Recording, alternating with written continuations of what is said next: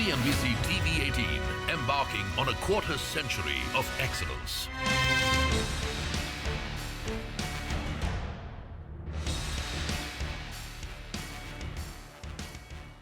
Hello and welcome to Oracle and CNBC TV18 present The Cloud Quotient with me, Shireen Bhan. Now, recent studies have shown us that an undeniable trend is underway. CEOs worldwide are increasingly investing in digital transformation strategies, with a staggering 85% recognizing it as a key priority for their organization. Today, we gather here to dissect this trend and explore how emerging technologies like the cloud and artificial intelligence have become the linchpins enabling companies to scale rapidly.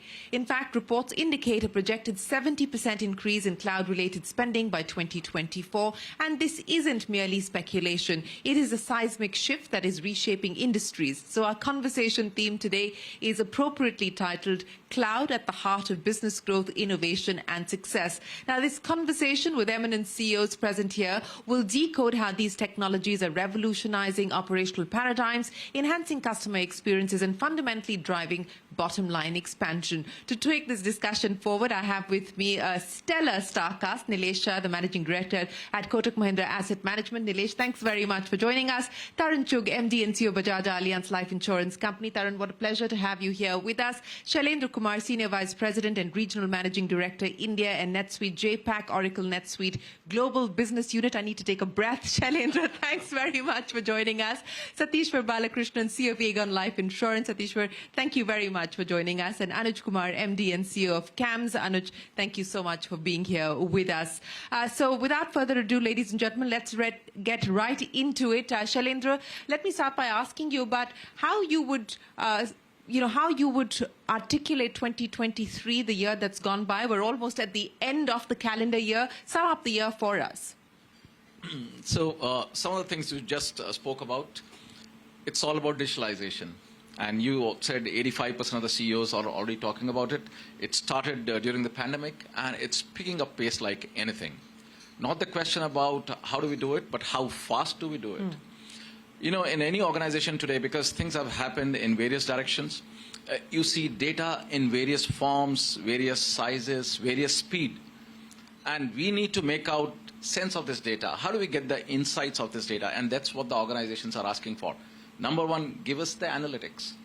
We want to see what this data means to us. And along with this data, we need to do innovation. So data helps you to innovate. But at the same time, more you innovate, more data you get. So it's a cycle, and it's a very positive cycle for all the organization. Every enterprise we see, every startup we see, every small and medium business we see, everyone is going towards digitalization. You spoke about 85%. I'm not sure about the rest 15%. Well, you know, I understand that, yes, we have seen this shift, and it's been exacerbated and accelerated through the course of the pandemic. But then we've also seen a post-pandemic slowdown. So what is the outlook as far as spending is concerned at this point in time? Because there are concerns whether this normalization will actually lead to a decrease as well. The normalization phase that we're currently in post-pandemic, are we likely to see the brakes being put on spending? So all the organizations we have been talking to, we have been working with them on 3-year, 5-year plans. The kind of plans we have been seeing, they're very exciting. They're very exciting, and everything what is being spoken about, we are going to be a 5 trillion economy or 7.5 by 2031. I think we are rapidly progressing in that direction. I don't think there's going to be any slowdown. Whether it's enterprises or SMBs or even startups, for example, I know there has been a bit of slowdown, but the way things are looking like, 2023 has put most of the things behind us. It's all about growth now. It's all about growth now. And speaking about growth, Nilesh, let's address the growth issue with you. Let's start by talking about the growth as far as the stock markets are concerned. I mean, what a phenomenal run we've had, with the exception of today. What happened today, though, before we talk about growth? I think law of average is catching up. Well, fair enough. We have had a very, very strong bull run, and the momentum has been with the bulls for a long time now. But let's understand the shifts that we were talking about, Nilesh, and let's understand this from the perspective of what you're doing on the AMC side as well. And, you know, the use of data as a key differentiator, and, you know, the kind of spends and the kind of investments that you're making in order for you to be able to leverage this capability. So I think digitization has moved from inward to outward. earlier the board was asking, what is your digitization strategy? Now there is pressure of comparison vis-a-vis your peers. Are you running faster? Are you doing it cheaper? And are you more effective? So now are you more effective? Are you? I think we are in a journey, and some days competitors are ahead, some days we are ahead. But it's a race. Now it's no longer a golf kind of individual game. Data is the lifeline of asset management business. On investments, we have to analyze data. If my analyst earlier was taking one whole day to read a balance sheet, and there were chances that he'll miss out on few things. Today, thanks to machine learning, we can read the entire balance sheet in 2 minutes. We can compare last 10 years' data, and the assumptions or calculations are far more reliable. So we are using machine learning and AI and data analytics to sharpen our investment. I think the combination of man and machine or woman and machine together will create better investment output. The second thing is data for customer. We are using today AI to figure out which product is more suitable to customer. Is he or she likely to redeem? And if yes, can we intervene to navigate or suggest something? So we are trying to find propensity to buy versus propensity to redeem, and hoping that we can nudge investors in the right direction. Obviously, this is evolving thing, and we are getting insights, as Shailender mentioned, with more data, more insights, and with more insights, more data. So it's a never-ending story, and which is why you should be long that kind of counter. But it's an exciting field, and every day is a new learning. No, since you're talking about learnings, and I want to understand from you, what has been the big learning at this point in time? Because if I were to say that, the digitization journey for most companies really started from an efficiency point of view, and then has now moved towards a growth mindset and a growth shift. And that's a pretty big shift to make. So what has been the big learning as we've moved from efficiency to growth? So in Kotak Mutual Fund context, we operate out of 100 branches. There are competitors who are operating out of 300, 350 branches. Now, should I go and invest in physical branch expansion, or should I go and service those 250 locations through technology? The choice is very clear. I have to use technology to reach out to those 250 people. That will give me growth, and that will also give me bottom line. Hopefully my technology usage will allow me to do virtual servicing and yet get same output of a physical branch at a much lower cost. So growth and bottom line both are getting taken care through appropriate usage of technology. So this, more bang for the buck, so to speak. Tarun, if I could ask you to elaborate what you are doing as far as Bajaj Allianz is concerned in being able to leverage technology and really build on the idea that technology has become a key differentiator even for businesses like yours. So Shireen, it's table stakes. As Nilesh also said, that this is the base minimum now you have to do. So we keep looking at ROI, but point is, even to stay in the market, you've got to be investing, so just to be there.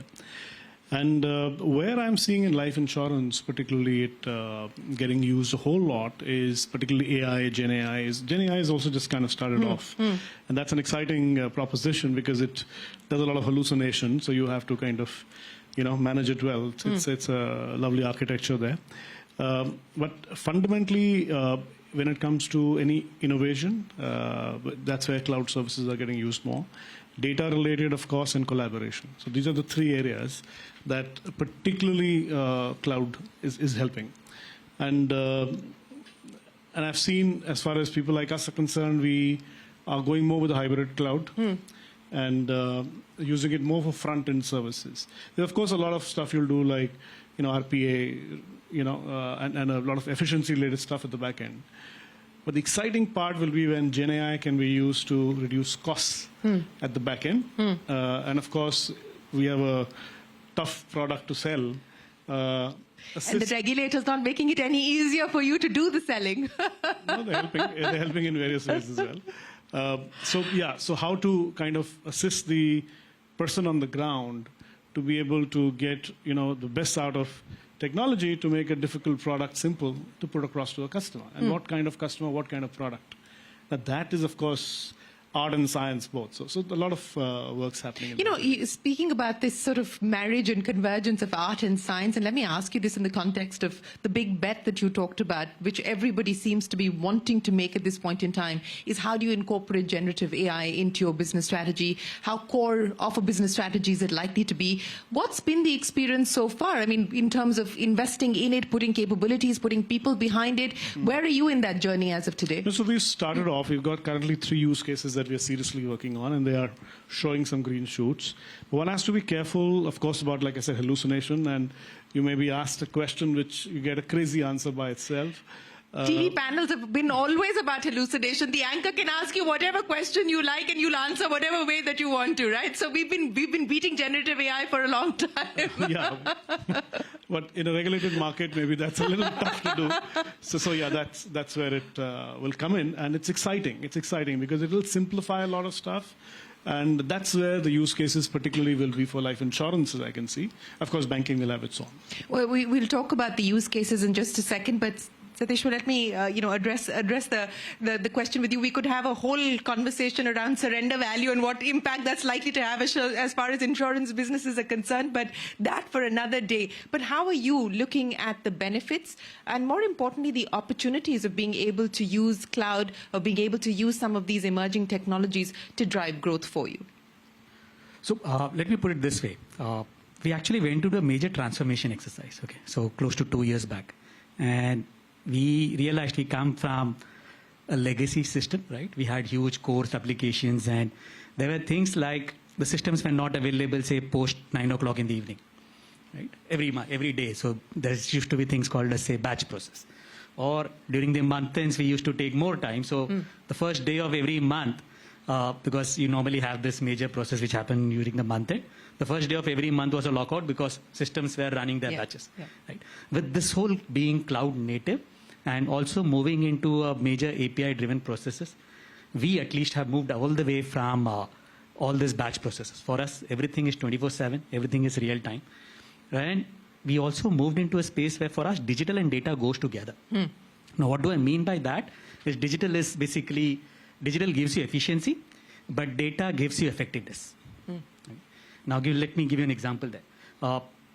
Digital, of course, you can use various means of say capturing scanned images, and so you don't have to physically move things, but then you need people to actually go through that, right? We used to call it as an eyeball process. But the combination of digital plus data, right? And that is what is enabled us, and thanks to the India tech stack, we have been able to move it to 100% digital KYC, right? Which earlier used to kind of take that process of collect something, get something in the background done. So all those things are out. You have moved into a space where you can use data for underwriting, right? Which again, so for us, the process that we have now designed, we have done away with paper altogether. When I say paper, we are not even entertaining scanned images. Okay. So that is paper for us, right? So everything has to be a third-party data source, which basically makes the effectiveness much better. And this is a transition that's happened over the last 2 years. Yes. So that's a huge investment. And that's where I'm coming from. I would like to call it as investment from a business perspective. Yeah. But if I look at my balance sheet, IT spends are no longer looking like investment. They are an OPEX spend. So it's more or less the same spend which is happening for me every year, just to stay on the top of the systems. CNBC TV18, embarking on a quarter century of excellence.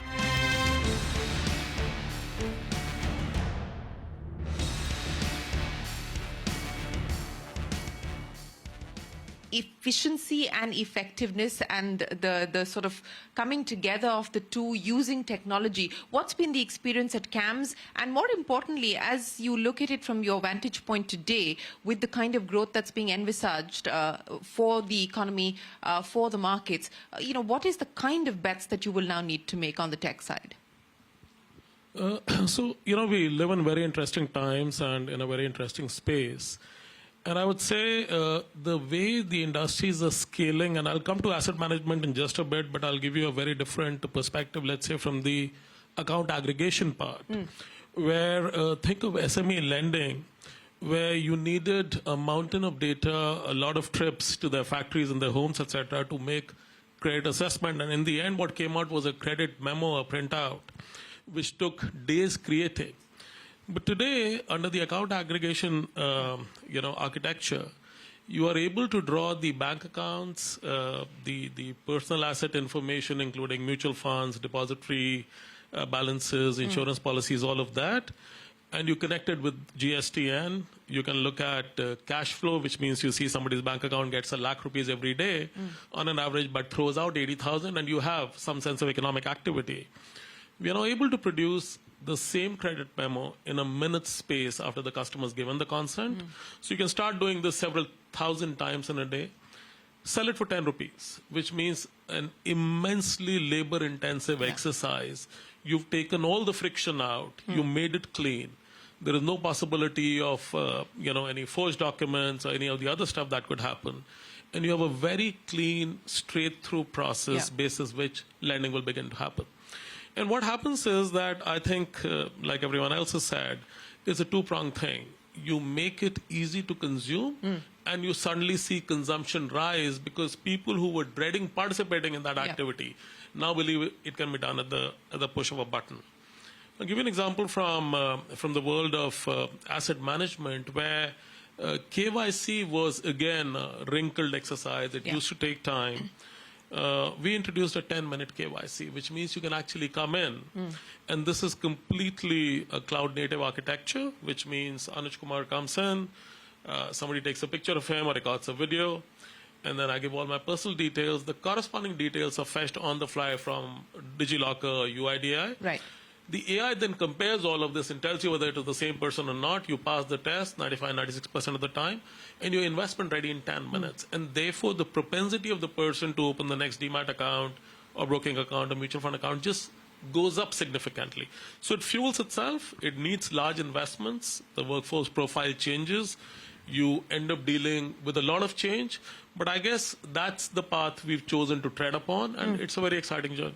It is an exciting journey. And, on the issue that you brought up as far as the account aggregator is concerned, maybe I'll get Nilesh to comment on that. But I also want to understand this from your perspective. In many ways, things like account aggregator are bringing in a level playing field. So they're also doing away with the moats that perhaps legacy banks or institutions enjoyed, the kind of power that they enjoyed. How do you see these changes bringing about disruptions in existing spaces that perhaps would have taken much longer for us to be able to disrupt? So principally, I would say one thing which is getting turned on its head is that a bank took 40 years to build a franchise, and the franchise was then your wealth or asset. But today, if you're sitting on 5 crore, 6 crore customers, the data belongs to the customer. Once that principle is established, a young fintech which can do things faster or cheaper than you is actually completely legitimately drawing the same consumer data, designing an easier to consume product, and if they're able to price it better, they will start getting your consumer to consume it. And therefore, the biggest moat, which was that you're a large bank and the data and the consumer asset sits with you, is now becoming open. And I think the faster it breaks, you will find a lot of disruption just going down that road. Nilesh, how are you reading the kind of disruption that technology is bringing about, in many ways doing away with the long existing moats that people enjoyed? So essentially, there will be dinosaurs and there will be disruptors. Dinosaurs will die because they couldn't fathom that things have changed. And disruptors will continue to rise. There was a time when Mumbai, Gujarati and Marwadi means stockbroking. Now, two brothers in Bangalore has created India's largest stockbroking company. This is going to get replicated across entire financial services industry. So for us as asset management company, account aggregator or usage of any other technology is essentially providing better solution to our customers, faster and in a cost-effective manner. If I can marry this triangle of faster, better and cheaper, I think we have won the battle. We are using account aggregator to give portfolio recommendation to customers. We are using account aggregator to recommend certain nudges, which hopefully over a longer period of time will result into better bonding with customers as they appreciate the value of the advice. So there are many exciting opportunities, but at the end, serve customer for a faster solution, cheaper solution, and the most optimum solution. If I may ask all of you, and I'll start by asking you, Nilesh, on the cost side, the kind of benefits that have been able to accrue on account of just moving faster and faster on the path to digitization. So one, digitization is front-ended expenditure and back-ended benefits. So you have to do the balancing correctly. Second, you also have to work with regulator to ensure that there is no oligopolistic pricing.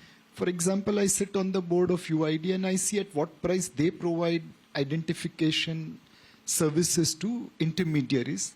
And as a consumer of that data as mutual fund, I know what price I am paying.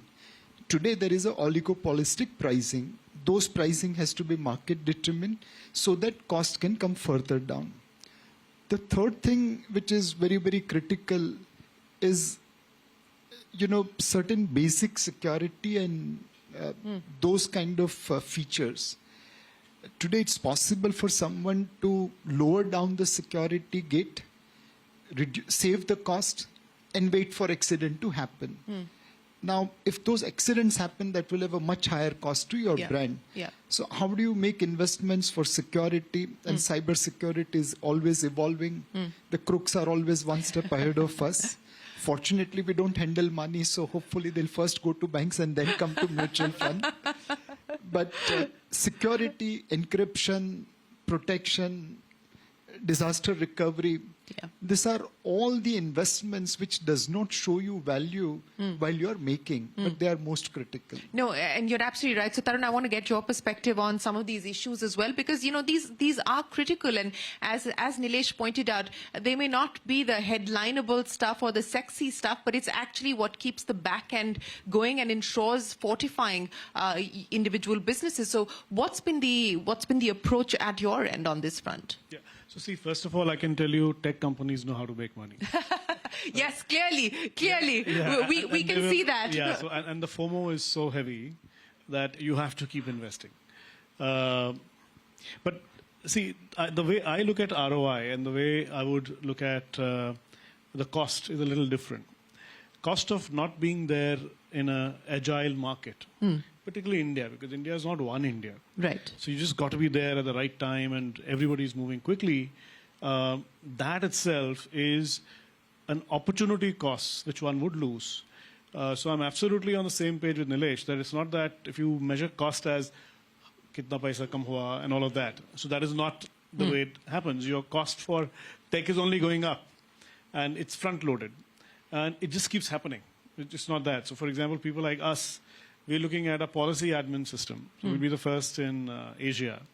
And I would almost bet first in the globe to have a microservices-based policy admin system. So we're working on it. It's taken the blood out of me to get it going. So it's a tough one. But it is a guzzler currently because we are yet to see the benefit. But I know when it comes through, we'll be possibly... What's the ballpark number for a guzzler? So ours, because we were the first ones, I think we got it at almost 1/3 the cost of others who will now get it. So that also, of course, you have to get your little pound's flesh. So, so that bit, the investment will keep happening. And you will just have to, like I started by saying, it's table stakes. You just have to be there in the market. You have to be agile. You have to be moving quickly. Otherwise, you're losing space. And I think it shows in the growth rates of players who are able to, kind of keep themselves agile and move quickly.